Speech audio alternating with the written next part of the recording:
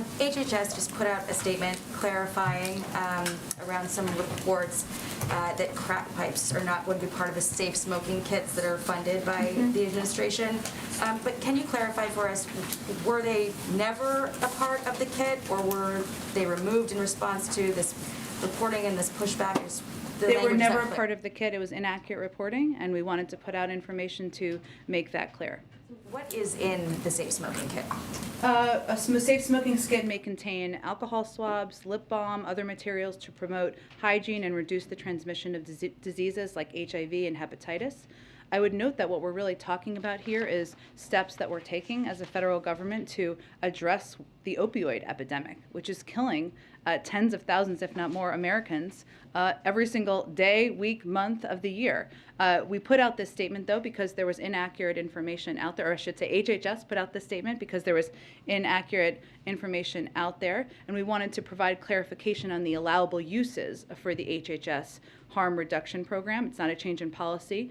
This program, though, is focused on harm reduction strategies, including prioritizing the use of fentanyl test strips and clean syringes. And all of these harm reduction services that will be supported by these programs are intended to save lives from an epidemic that we know is devastating to communities across the country.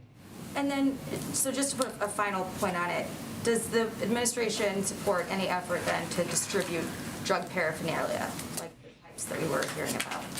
The statement makes clear that we don't support federal funding, indirect or direct, for pipes.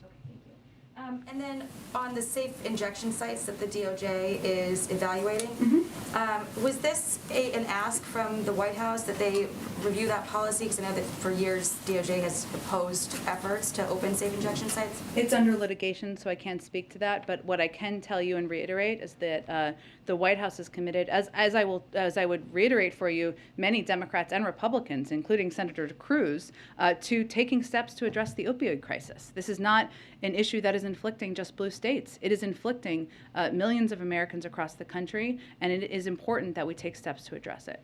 So just final wrap of those two items, what would you say to critics who are concerned that the Biden administration is somehow encouraging illegal drug use?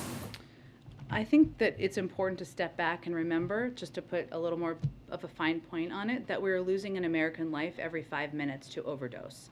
We don't have time for political games. The president's focused on saving lives through harm reduction programs. That's exactly what we're talking about here.